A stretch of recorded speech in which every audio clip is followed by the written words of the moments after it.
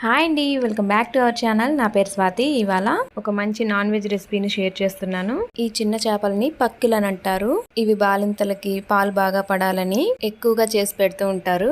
అందుకే non veg తినే వాళ్ళైతే ఖచ్చితంగా ఈ చిన్న చేపల కూర చేసుకొని తినండి, చాలా మంచిది. ఇది నేను బాలింతగా ఉన్నప్పుడు అమ్మ నా కోసం చాలా సార్లు చేసి పెట్టింది. ఇందులో కాల్షియం పుష్కలంగా లభిస్తుంది. అంతేకాకుండా టేస్ట్ కూడా చాలా డిఫరెంట్ గా చాలా బాగుంటుంది. బాలింతలకే కాదు, ఇందులో కాల్షియం బాగా ఉంటుంది కాబట్టి పిల్లలకైనా పెద్దలకైనా ఎవరికైనా సరే చాలా మేలు చేస్తాయి ఈ చేపలు.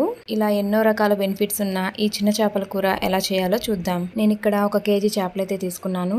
ఈ చేపలు కొన్న దగ్గరే తలా తోక కట్ చేసేసి నీట్ గానే చేసి ఇచ్చేసారు. ఇప్పుడు మనం వీటిని ఇలాంటి ఒక గిన్నెలోకి వేసుకొని ఉప్పు వేసి నీట్ గా చూపిస్తున్న విధంగా క్లీన్ చేసి నీళ్ళేమీ లేకుండా ఒక గిన్నెలోకి తీసి పక్కన పెట్టుకోండి. ఇలా ఉప్పు వేసి క్లీన్ చేయడం వల్ల చేపలో ఉన్న నీచు వాసన అనేది పోతుంది. చూస్తున్నారు కదా, చేపలు అయితే చాలా ఫ్రెష్ గా ఉన్నాయి. ఆలస్యం చేయకుండా కర్రీ ప్రాసెస్ చకచకా చూసేద్దాం. కర్రీ కోసం ముందుగానే ఒక నిమ్మకాయ సైజ్ అంత చింతపండుని నీట్ గా వాష్ చేసి ఒక 1/2 గ్లాస్ వాటర్ పోసి నానబెట్టి పక్కన పెట్టుకోండి. ఇప్పుడు ఒక 2 రెమ్మల కరివేపాకు, 2 మీడియం సైజ్ టమాటాలు, అలాగే 2 మీడియం సైజ్ ఆనియన్స్ ని కూడా కొంచెం పెద్ద ముక్కలుగానే కట్ చేసి పక్కన పెట్టుకోండి. ఇప్పుడు స్టవ్ ఆన్ చేసి ఒక గిన్నెను పెట్టి 3-4 టేబుల్ స్పూన్ల ఆయిల్ యాడ్ చేసి ఆయిల్ హీట్ అయ్యాక ఒక 10 మెంతులు, 1/2 స్పూన్ ఆవాలు, 1/2 స్పూన్ జీలకర్ర కూడా వేసి ఇవి కాస్త చిటపట అంటున్నాయి కదా, ఇప్పుడు ఆనియన్స్ ని యాడ్ చేసుకుందాం. ఆనియన్స్ మరి ఎర్రగా వేగాల్సిన అవసరం లేదు, లైట్ గా వేగితే సరిపోతుంది. చూస్తున్నారు కదా, ఆనియన్స్ కాస్త వేగిన తర్వాత ఇప్పుడు ఇందులోకి కరివేపాకును కూడా యాడ్ చేసి ఓసారి కలుపుకొని కట్ చేసి పెట్టుకున్న టమాటా ముక్కలు కూడా యాడ్ చేసి ఓసారి కలిపి మూత పెట్టి టమాటాలని మగ్గనివ్వాలి. ఒక 4-5 నిమిషాల తర్వాత టమాటాలు అయితే మగ్గిపోయాయి.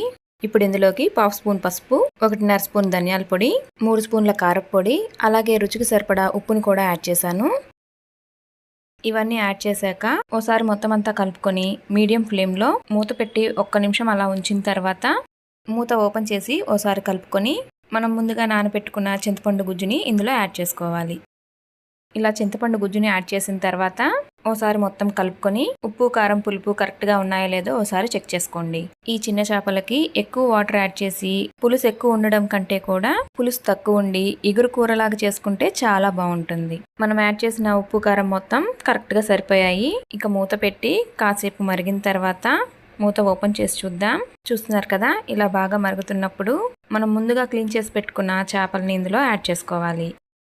ఇలా చేపల్ని యాడ్ చేసిన తర్వాత క్లాత్ సహాయంతో 2 వైపులా గిన్నెని ఇలా పట్టుకొని గరిటెని యూజ్ చేయకుండా గిన్నెని పట్టుకొని చూపిస్తున్న విధంగా కలుపుకోవాలి. ఇలా చేయడం వల్ల చేప ముక్కలు విరిగిపోకుండా బాగుంటాయి.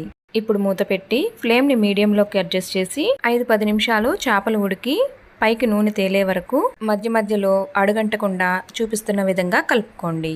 ఇప్పుడు ఇందులోకి మెయిన్ ఇంగ్రీడియంట్ మామిడి ముక్కల్ని కూడా యాడ్ చేశాను. మా నెల్లూరు వారైతే చివరిలో మామిడి ముక్కలు యాడ్ చేయందే చేపల పులుసుకి టేస్ట్ పెద్దగా రాదని అంటారు. మీరేమంటారో కమెంట్ చేయండి.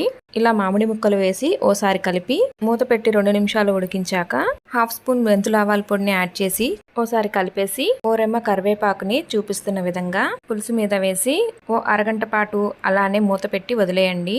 ఇలా చేయడం వల్ల చేపలు మొత్తం కూరను పీల్చేసుకుంటాయి. ఇలా పులుసు మొత్తం చేపలకి పట్టడం వల్ల భలే టేస్టీగా ఉంటుంది. వేడి వేడి అన్నంలో ఒక్కో ముద్దకి 2 చేప ముక్కలు పెట్టి లైట్ గా పులుసును కూడా కలుపుకొని తింటుంటే ఆ టేస్ట్ చెప్పడం కాదు, కానీ మీరే ఒకసారి ట్రై చేసి చూడండి. ఎంత తిన్నామో కూడా తెలియకుండానే తినేస్తాము. చూసారు కదండి, ఎంతో టేస్టీగా మరియు ఎన్నో హెల్త్ బెనిఫిట్స్ ఉన్న ఈ చిన్న చేపల కూరని ఎలా చేయాలో మీకు ఈ ఫిష్ కర్రీ ఎలా అనిపించింది అనేది కామెంట్ చేయండి. అలాగే వీడియో కనుక నచ్చినట్లయితే లైక్ చేసి షేర్ చేసి సబ్స్క్రైబ్ చేసి పక్కనే ఉన్న బెల్ ఐకాన్ని క్లిక్ చేయండి. మరో వీడియోతో మళ్ళీ కలుద్దాం.